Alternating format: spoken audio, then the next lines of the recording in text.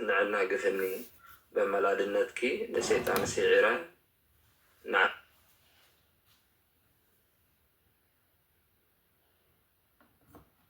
خمسكن مزمك زمير تقليصو علو أما هالي سلومون أما أخذنا خبيروكي زيادة خلاتن فتنا بزيحو تستغل نفسي صلوتي سمعني دنقل فواسيتي نبرون زي بالكي نتسهت عدنا على من كي تفترة حريكة ملاخنا كوميلو كمسجن دقاقي معافي بتاريخ كبرخي مليون لبي سلاماوي تعدى صواريت كويتانا رهت هلنا حقا زي تعدى خمنا ليت مسمعالتي انصواعكينا كسامو الداتا دقايا بلنا هابتنا ابنتنا سيون مرياميخي تأمرات كبزوح مزلنا زي بالكي سميعيكي ايو عفكة مقانا دنقل لملنا نبلو على ملاخنا تبل حبيرنا نزبر دخمتي بزيلو هاتيات وحيتوني كابني حالي برخصل حينها قفني بمعدد النتكين سيطان سعيرة نعافك مسكين مزمورك زميرة دخمتي بزيحو حاتيات وحيتوني كابني حالي برخصل حينها قفني بمعدد النتكين حالي سيطان سعيرة مسكين مزمورك زميرة أخيك مسكين مزمورك زميرة تابليسو ألو أمالي طلبون أمالنا أمالنا بركي زيادة قلعت فتنا بزيحو تساغل نساي سالوتاي سبني تنقل فواسيتاي دغمتي بزيحو حاتي بقيتني كامني حالم رخصت نعنا قفني بملالنتكي نسيت عن سعيرة نعخيك مسكين مزموركي سميرة نابربون زي بالكي نسيتي عدينا عالم كيف ترى حريك أملاكنا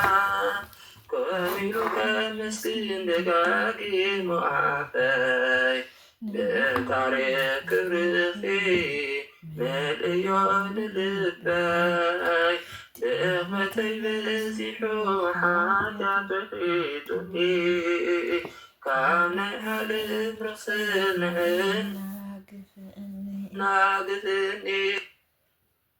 ريتهلنا حقا زيت عبد خامنا ليت مش لحالتي كنت سوي عكينا كسامي وداتا بقيا بلنا دغمتي بزيحو حاجة بحيتني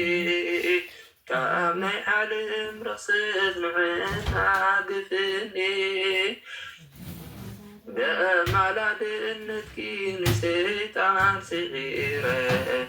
نعافك مسلين مسوك زميرة هابتنا ابنتنا سيون مريميخي تامراتكي بزوح مزنا سيبلكي سامعكي ايو عبكت مقانا دنقل مننا نابلعون عملاخنا دغمتي بزيحو حاتي عسبيتوني كامني حالم رخصد نعنا قفني بملادنتكي نسيت عن سعيرة نعم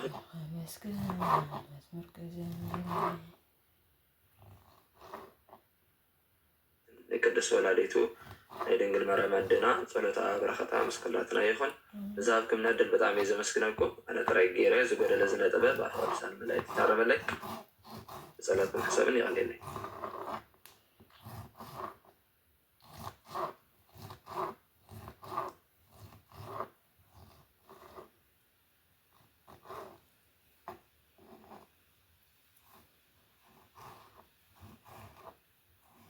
መድረጉ ወመዘላለም በእውነት ዲያቆን ሳምራዊ ድምፅኻ ሰሚዕና ደስ ኢሉና ዝማሬ መላእክት ያስምዐልና ኣብ ክንደይ ግዜያትና ድማ ተራኽብናና ዝማሬ መላእክት ያስምዐልና ናይ ብሓቂ ኣፅንቲ ዘልምልም ሰብነት ዘርስርስ ኖ ደግሞ ኣብ ግዜ ፆም ክበሃል ዝግብአና ክንናገር ክንፅልዮ ዝግባአና ፀሎት ናይ ብሓቂ ናባደና ቅስምሳኒ ግን ማርያም ቁራሪተ መዓት ከም ዝኾነት ምልጃታ ኣቕረበና ኣምላኽና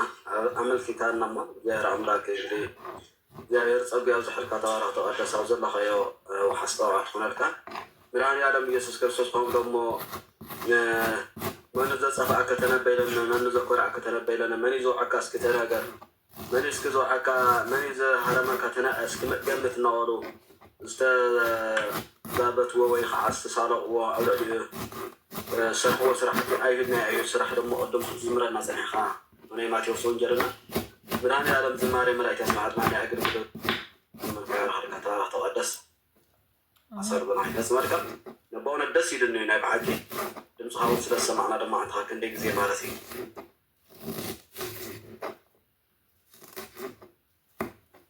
አሜን አሜን አሜን ቃል ይስማዕልና ዝማሬ መላእክት ያስምዐልና ዝማሬ መላእክት ያስምዐልና ዝማሬ መላእክት ያስምዐልና ነዊሕ ናይ ኣገልግሎት ዘመን ምስ ሙሉእ ዕድመ ጥዕና እግዚኣብሔር ኣምላኽ ይዓድለና ፀጉ የብዝሕ ጥዑም ዝኾነ ዝማሬ ክነስማዓና ጥዑም ዝኾነ ሂወት ናብራ እግዚኣብሔር ኣምላኽ ይዓድለልና ኣብ ቤተ የፅምዐልና ካብ ናይ መዝሙር ሰገነት እግዚኣብሔር ኣምላኽ ኣየውርደና እማምላክ ወላዲተ ኣምላክ በኣማላድነታ ሕቁፍ ድጉፍ ኣቢላ ኣብ ቤታ ተፅምዐልና ፀጉ የብዝሐልካ ብሓቂ ለኣና ሪኢኹም ለኣና ተኸትልኩም لمنزخم محواتنا بحقي زي رمضان تقبيو زحلكم يا قوت هذا وحاولنا خاشير كاتازيس كانوا على الوثيقة أو في أنت اللي بالكلام زي الحديث بحقي أنا قامي الله هذا اللي أقوله إننا يكرت أنا وكا خندي جزء نتعلمكم نعلم كاني خندي مع التوكيل يكرت أنا وكيا زر تو جزء يمدل كاي እና ይርዳውኩም ይኸውን የፍቶ አገልግሎት ላውዚ ትብልሞ ኣይመል ልካ ከሚታትና ኾነ ፀጉ የብዛሕልካ እዚ እውን ናይ ሓፍ ኣሜን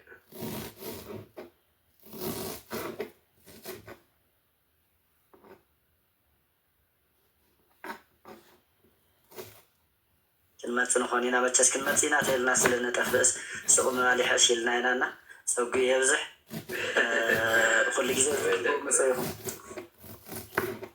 الشيء هو يسمعكم يا كحلف قبل خلوها رزحتنا جزاء سمعي تحت هنا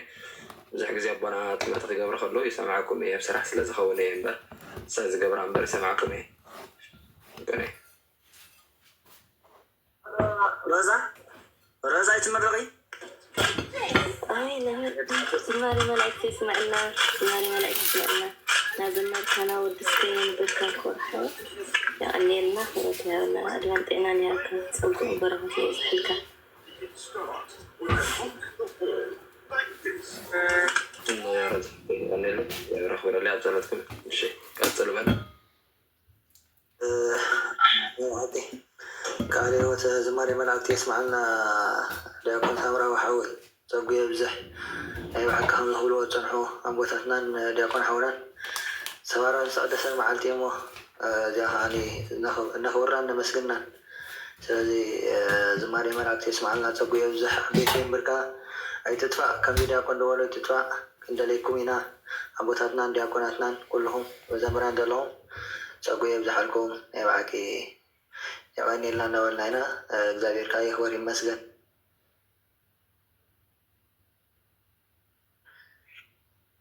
ዝማሬ መላእክት የስማዕልና ደጊምና ደጋጊም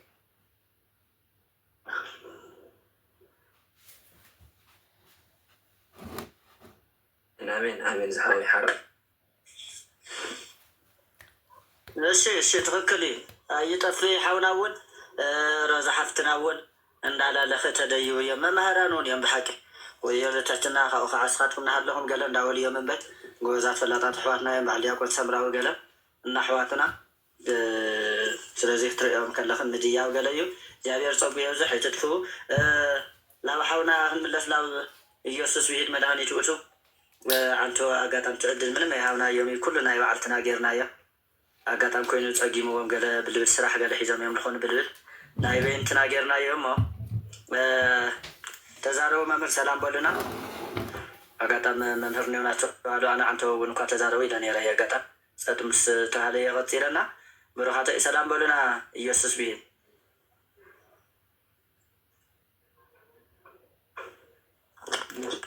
ሰላም ማዕልኩም መምህር ግን ይሆንክ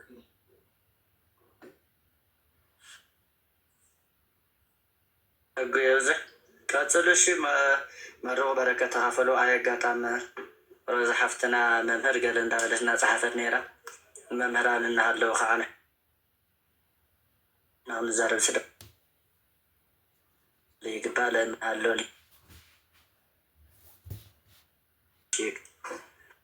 ስለዝብል ብወንፃሪና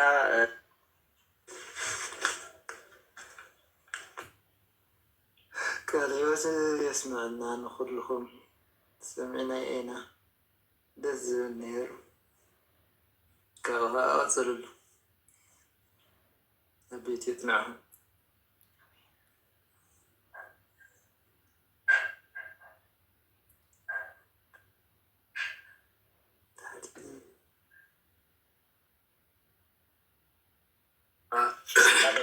ቃል ሕይወት የስምዐና እሞ መምህር ተኮይኖም ዲያቆን ሰምራ ሓዊ ንሕና እናበይ ፈሊጥና እና ፀገም የብሉ ሕጉ የብዝሕ እሺ ሓራይ በሉ ኣነ መምህረይ ክገድፈኩም ኣዝያ ክገድፈካትኩም ረዛዋ እግዚኣብሔር ፀጉ የብዝሓከይ ንሕና እውን ብዓቅም ጣዕሚና ንመስግን ንፅእ ኢልና ኣጋጣሚ እቲኸና በረከት ክንካፈት ስለ ዝገበልክና ፀጉ የብዝሕ ብሩኽ መዓልቲ ፀሎትኩም እየዘክሩና نتحسس كلاتنا بصلوت حسونا ذكرنا بالخاطر تبيز كلهم مهرانا ليكون أصلاح لكل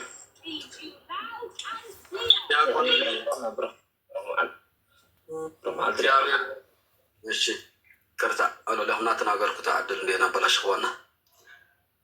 እግዚአብሔር ያخبرል ዲያቆናት ሐዋርያት ሁላችሁም ዲያቆን መምህር ቆም ሳምራዊ ዲያቆን መምህርና ኢየሱስ ብሂል መድኃኒት እውነት ኢየሱስ መድኃኒት እዩ መምህርናውን ሁላችሁም አውዘለኩም ምእመናን ስትራዶ ለእግዚአብሔር አምላኩ ቅባት ናይ እግዚአብሔር አገልገልት ተገልገልት እንጽሆንኩ ሁሉም እግዚአብሔር አምላክ ጸጉ ያብዛሕና ኸውልፈቱ ያ ረዚ ጓልና ዓለባ ሞላ ያ ጋጣም ቀረባ ጊዜ አናፍቱ ቲክቶክ ኳዝ መጻት ዳርጋ ክልተወርሕ ገለ ተገራ ግን ፍዕት በቃ ሀፍታ ዝመጻት ታጀለት ጀሚራ ቲክቶክ ስለከ ከምዛ ዓይነት ህይወት አለው ወዲዮ አነሲ ቲክቶክ አቱ በቃ ገለ ይስማዓን ነር ያጽለኒ ነር ይላ ጋጣም ክታአቱ ተላስ አህባይ አጀሚራ ትምህርትና ለሐርስ ከምዛ ዓይነት ትምህርት እንደህረለ ዳ አንታይ አንስ ከምዛ ይመስለኒ ነር ገለ ገለ ይላ ነው على ተገሪማ ድሕሪ በቃ ቲክቶክ አፍቂራተ መስመር ትኸፍት መምራና ጸዋዕ ትኸፍት እንደገና አፍታን ኸፈትና ያ መጽያ መሰና ትውዕል በቃ ሕጂ እንታይ እዩ ሓደ ሓደ ኣብቲ ሕዚ ሰዓት ዘንየ በተለይ ትውልድ እዚ ያው ከም ዝፍለጥ እዚያን ፀዋርቕ ንቅድሚ እዚያን ፀዋርቕ ነገር እዩ ዝደሊ እምበር ህይወትን ይህብ መድሓንቲ ወይ ከዓ ህይወት ዝህብ መንገዲ ኣይደልኝ እና ከምዚ ዓይነት ንፉዓት ኣስተውዕልቲ ደቅና ሓትና ንክህልው ተለዉ ግን ኣብ ጎድኖም ኮይና በታ ንኽእለ መጠን ኣይዝኹም በርትዑ ካብኡ ደሞ ቅንኡ ለእንተ ተዓቢ ፀጋ ቅንኡ ለእንተ ተዓቢ ፀጋ እንዳለው ወይ ከም ዝበሎ እታ ዝበለፀት ፀጋ ስቁንኡ ኢሉ እቲ ቅዱስ ወንጌልና ከማኹም ከምእተን ዘበላ መሓተን ኣብ ዘፈን ኣብ ፈራ ካልእ ነገር ዘለዎ ደግሞ ንበዓል ረዚና ንበዓል ኩለና ዝኒኦ ሓትና ንዛይዳ ንፍፁም ቤቲ ብርዛፍ ካልኦት ኣለዋ ሓትክን ንኣኻትክን እናረኣየ ሕጂ ኩለን ደሞ ኪመፃ ናብዚ ገዛ እዚ ኪመፃ ኣብ ፅቡቅ ሂወት ኣለዋ ማለት እዩ ምክንያቱ እቲ ናይ ካትክን ኣካይዳ ናይ ካትክን መስመር ናርኣየን ክመፃ ዝኽእላና ፅቡቅ ሓሳብ እዩ ክለክን ይበቱ በርትዕ እዛ ጓልናን ሓፍትናን ረዚ بزلت خم عامشهم نبعل ودي مبرهن حاونا نفع بقولت قال زي هرفت زلهم خندي زي أكل عبوتات هرفت زلهم تري خندي زي أكل كعبوتات زي سلوهم الناس يلوم كنت خارينا مري أنا برخات أفيهم كاري دريخ خندي زمن زنا كم زيهم زولو نفعات ما رخ عنا لنا زي هرعم لك استنسكن يخون أو راكي اسكجوي دكتور راحيل موهاي يتواسكي نابدا عم دسو هاديو سامراوي بزح قاش حزنا يمثل لله مالتي قاش عمزنا لبتاعتي تقبلنا إلا لنا سلازي بونت خلو تايو نافتو زوالة تصعد أيضا قوم زي عنو خلو خنسوسد من صايو تخنت فلنا فقر خن تعاق أو تلنا مو جاهر كعفتا ما أخذنا يزركه مالتي جاهر عفتنا فقر بوتا يزركه تجهاسو مأكوي وتلو ولا سناي وقالوا لا زركي مجمع فقرهم زي جبزنا تكون بزي سلفنا زي تمال يكون خاف سلفنا زوج يكون يزلنا تمر أختو فقر الناس خاف سلفنا زوج سلفنا فقرن خاف سلفنا زوج فقرن يبحرلو سلفنا استملأ فقري سوسنا جزء أنت تناجر ويتا تسرح نجاري فتقامو دعنا دم وست مولع سلزي خونه أو خونه عنك فترة ما جلا خويني عنك أخوان وعدي ودق مالت سلفنا استملأ سلفنا زي ولد فقري سكع مجرشة سكع هيود سكع موت درس مالت مهناتو ددال هونه ددال عفون واجو ددال هونه عفون لهم أجر زي ولهم أجر هون لهم إيد زي ولهم إيد هون لهم عين زي ولهم عين هون لهم عاف زي ولهم عاف هون لهم همزنا لك أنا مجرشة بزنس زي ولد فقر مالتي تجهزوا مأكوي يلهو خاف كفنا قرت أولو رح ولا بقى كاف تخفتنا قرحاو وتلو لسناي تقاس لمأكو وعدلو لسرق وتلو لسناي ويرغمو لسناي نقر تخطرو نسرق خاء أزو تروه تغير لامو أفتناي سرق من قد أفتناي ملكا من قد هركبت لنا كله يبقى عدس زولو بتو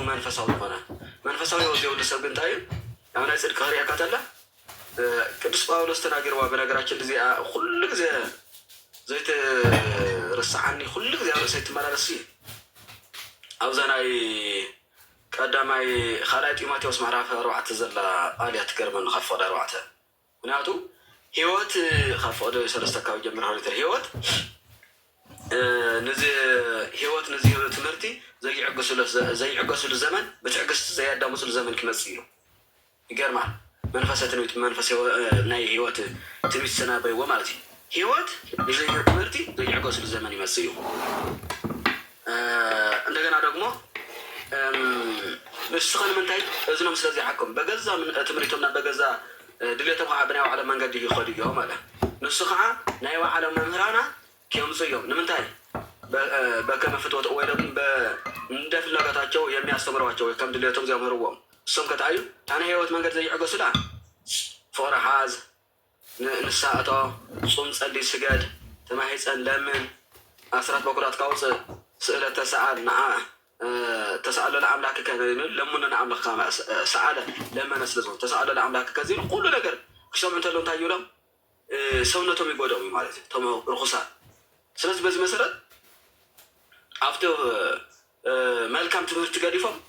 እና ደግሞ እዝኖም ካብቲ ናይ ህይወት መንገዲ ያዘንብሉ እዝኖም ጆሮቻቸው ይመልሳሉ መልካሙን ቃል ከመስማት ጆሮቻቸው ይመልሳሉና እዝኖም ይመልሱ እዮም ኢሉ ንምንታይ እዮም ዝምልሱ ተባሂሉ ናታካይዶም እቲ ህይወቶም እቲ ሓቂ ቃል እግዚኣብሔር ሓቂ እዩ ናይ እግዚኣብሔር ቃል ሓቂ እስካዕ ዝኾነ እቲ ሓቂ ቃል ክንገር ተለ ደግሞ ያጨናንቆም ይሕምሞም ማለት እዩ ንምንታይ እቲ ህይወት ስለዘየለውዎ ማለት እዩ ናብቲ ህይወት ክትህልው ክትመፅእ ዝገብረካ እንታይ እዩ ተልኩምኒ ምምሃር ትምሃር ተለኻ ተስተውዕል ተለኻ ናብ ንስኻ ተኣቱ ናይ ህይወት ትመላለስ እሞ ስለዚ ሰናይ ዝኾነ ኣዶ ለፅድቂ ወትልዋ ለሰናይ እዩ ማኑ ተፋቀሮ ዘመለ ንፋቄ ተጋሃሰመኪ ወኣዶ ለፅድቂ ወትልዋ ለሰናይ ወኣዶ ለፅድቂ ናሪ ነገር ጳውሎስ ሮሜ ማለት እዩ እና በዚ መንገድ እዚ ፍቅሪ እንተህልና ዶ ከዓ እግዚኣብሔር ኣብ ማእኸል ኣይርከብ እቲ ዝርአየና ሕብረት እውን እታ ማሕበር እዚኣ ክንደይ ደስ ትብል እቱ ምትእኽኻብ እዚ ክደስ ምክንያቱ እግዚኣብሔር بعيشم بكريستوس سمنا تأكلنا إني أدرك راجل يداوزني أنا خدها بعيشم سلسلة أتخلكم تتسوسيكم أما أخلكم يركبي على أنا خاي حبوس يخكلهم أنا إذا حبوس يلنا ما خعان إحنا دحنت إحنا عند حل زق بعنا أنا تفتي وتركوا تلنا إحنا عند حل أفتني هو تمنع تدرن إحنا عند حل زق بعنا نقدر كريستوس كنا أنا يحبوس مالتي كنا إحنا هو تركوا يحبوس أملاكنا نا بس ما قد زين أصل برتعي قارنا ولا تبكي رازي خعب برتعي قارنا خودك فتو والله عارف موزن يهو ود مبرهان قال منو مرة حونا كلهاتكم حجيز مساهم أو تحتنا ولا على زلهم كلهاتكم بس أرجع زعير خلنا نرجع معنا نرجع الناس أو جير زحنا بفقري بسنيات بحال الناس بمستوعب رأس خاد بمجزع رأسنا بمعزاز رأسنا تكلمنا من قد ممرح خلنا قاعد من هنا على ميسكسوس وزران خيرنا ملكم سنة يخونا خير خونا لا من هنا على بردعنا وهناتو سنة خيري بزمارية بصلاة بأسلوقات بسجدات بالمنع بمزوات بأسرف بقرات بتفرق من قدي زعير بقى بترفع مقار مالتي ترفع مقار مالت ناخذ لنا سلاسل أسكار ترفع مقار مالت تايلو ترفع مقار مالت كلهم نتجاورهم وخا نصرحهم نكنا ونكونات نصرحهم سرعتي ترفع مقار بحالنا ترفع مقار نبغى أصلنا بأمنتنا نحن عملنا كريستيان أو يهود هذا كريستيان تحية برا لا تايلو بخمي عينة بخمي نقدر خبوا عزم حالك كريستيان تايلو بمستوعب رؤس بمجزاء مهم نريا سو نوت خفلت غير رؤس خئز له رؤس خجز له تخلنا جار زخل تخرب هذا الزخل تخرج جار زخل من قدي تفضل له خي حاور زخل حبرة تقول فردي وخحبر الله وزي ما صارت كريستيانوي هو تبان الحرق عتق تجورو من خكنا ونزخل نجرة سناي ويخعبره زخنا من قدي يخون مالتي ما حات الصوم زي صدقي نزل بسرح سرحنا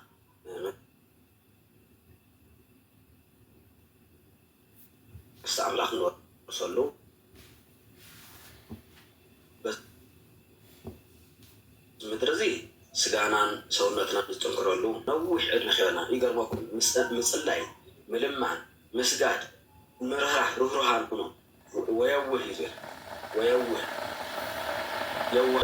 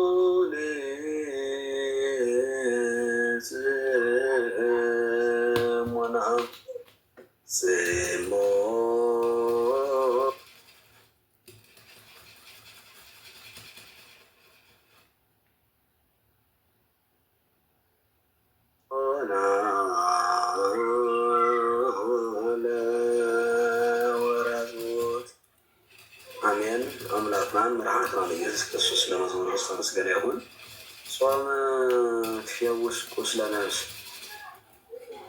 وتعمل كله فتوتز السجا همزو صوب من تفهم غير مسارتي حمزة تعالت مالتي ጾምሲ ናይ ነብሲ ስጋ ናይ ነብሲ ናይ ስጋ መድሓኒት እያ ዝበለፀ ናይ ስጋ ናይ ነብሲ ቁስል ትፍወስ እያ ቅርፅን ተለ ከዓ ወታ ፀንን ኩሎ ፍትወት ዘ ስጋ ካብ በርገር ካብ ክትፎ ካብ ቁርጢ ካብ ጥብሲ ካብ ድውለት ካብ ፃባ ካብ ዝተፈላለየ ምብላዕ መስተ ምጭፋር ካብ ዝሙት ካብ ዝተፈላለየ መንገዲ ናይ ስጋ ድልያት ሎ ፍትወት ዘ ስጋ ናይ ፍትወት ናይ ስጋ ፍትወታት ናይ ስጋ ድልያታት ከምዘይነበረ ትገብሮ ጾም ማለት እዩ ናይ ስጋ ፍትወታት ስጋ ንፎቶ መቸስ ትፈትዎኹም ምርፅ ስለዝኾነ ወዲ ሰብ ማለት እዩ ናይ ስጋ ድልየት ተቐሚጦምና ኣሎ መፅሓፍ ቅዱስ ገላትያ ምዕራፍ 5 ካብ ወደ 20 ተቐሚጥና ኣሎ ማለት እዩ እና ካብቶም ነገራት ሰምሲ ኩሉ ጾምታ እያ ትኸልክለካ ትምሄሮን ስሞና መደናገር ለወራዞት ወራዞት ማለት ወራዞት ጎረምሳታት ወጣታት ትምሄሮን ለወራዞት ወጣታት መናእሰይ አንስቲ ደቂ አንስትዮ ማለት እዩ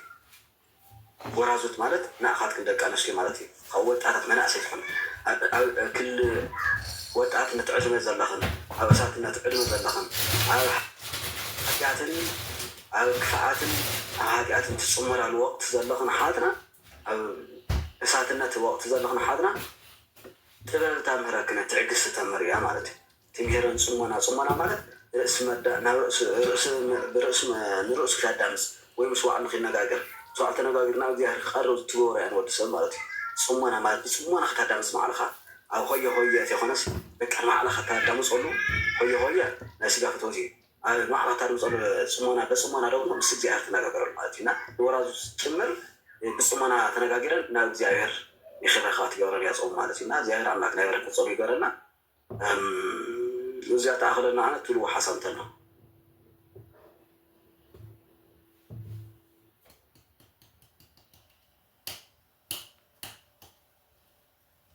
እሺ ከመይ ውዒልኩም ከመይ ኣለኹም መፍትሄ ይበናል ያረክ መርሓውና እንኳ ሰላም መፃ እንኳን ሰላም ጠናኩም ካልኦት ይዓልና ደና አገልግሎትኩም በረኹት ንክብሰኩም ካብ ዘለኹም ዓብኩም ከዓ ፀጋ መንፈስ ቅዱስ ዘጎንኩም ናብ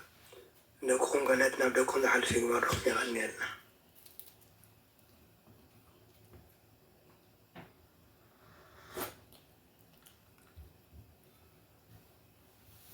رزيرة هاي تبونا قالوا تسمعنا أبونا تسمعنا بصوتنا يحبنا أمين عشان كمان هاي تبونا دبيت كبارة ورد هذا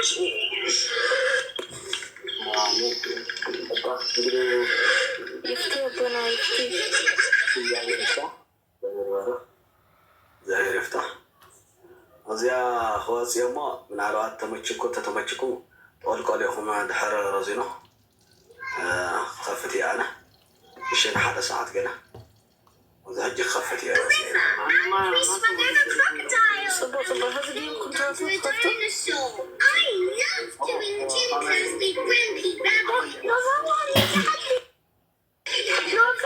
صارت عطونا ولا أنا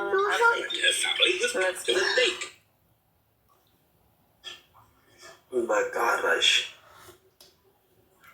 ብፀሎት ንሓፅሞ ትዝምሩት ኣለኹም ምናልባት ዝምሩ ኣሕዋት ኣለኹም ዶ ዝምሩ ኣሕዋት ኣለኹም የሬታ ሎ ማዓንቲ ሰይ ምስራሕ ግዲ ኮይነ ሲ ዋላ ግዜ ምርካብ ሲኢለልኩም ዋላ ታብታባ ይገበርና ዋላ ሽራ ይገበርና የሬታ እናበልና ኢና ኣቦና ድማ ቃል ሂወት የስማዓልና ፀጉየ ብዙሕ ናይ ባሕቂ ደጊምና ደጋጊምና እናመስገና ኢና እግዚአብሔር ኣምላክና ድማ ይኽበር ይመስገን ክብል ፈቱ ረብዛ ሓፍትና ያኔልና ካብ ንጎስ ጋር ሕጂ ዘፅናሕክና ፀጉየ ብዙሕ ተባረኸ ክብደቂ ፈቱ ናይ ባሕቂ ግዜ ስለ ዘይብለይ እምበር መዝሙር ወይ ንመዘመርኩ ነይረ ናብ ስራሕ ስለ ዘለኹ የሬታ ክበሎይ ናይ ምሸት ግን ብዛዕ ሓፈሻ ተተራኺብና ዋላምና ኣቦና ክንዝምር ክንፍትን ኢና እግዚአብሔር ክሳዕሸው ዝሰምሕ ተንፋስ ይሃበና ኣቦና ተኸፊትኩም ክዕሸር ወሉና ዳሕና ኣብ ስራሕ ኮይና ክነኣተወልኩም ንኽእል ኢና ኣሜን ኣይ ክኸፍት እየ በቃ ሕጂ ክኸፍት እየ ድሕሪ 15 ደቂቓ ክኸፍት እየ ሽበሎ ልክዕዮ ስራሕ ኮይንኩም ስራሕታ እሞ ስራሕ ግዴታ ክስራሕ እዩ ስራሕ ተዘይሰሪሕካ ስራሕ ዘይሰርሕ ሰብ ሲያ ይኽበር እዩ خلينا نوصل كوني صغر هاك أتوني السرح سرح بقولته أفسيسو سرحنا سرحة على تحتنا على تتماهر خاص سركي سرح مالتي من تاي حدا خاص سركي يدحن خاص تمنيت يدحن نارغو بتسرح لك عدم ودم زخف ولا مات وكل نحل إحنا نوعلو أنا نوعلو دومز اللي صحتكم دومز اللي كون كله ماتي دومزنا صحتكم هم نعيه دومز زي مالتي كهان دومز مأمنان ألو تمرس لكانت مأمنان أمونت الحكيت مصحف رستقول تسي ولا مأمنان ويكانات نمتى مأمنان يوم رستقول توم أي حرص أي عزم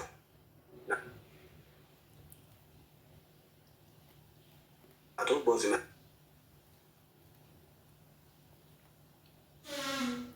صحتكم مثل دمونا يد كل اللي سرح خانت لها سرح تقول كتخبر الجزائر يحبس بزي مثلا زي وزاخت يورد كاس من تاني تسيل من الخط هكاي جامر كويس تعالى هكاي باري يستعلنا الذي سرح ما خنا عبي قديت ياخذاتنا يمكن سرحنا لهم قلت ماريكا شكرا يقول لنا نحاول علنا اول نخوينا نحاول ونحن قد نخوينا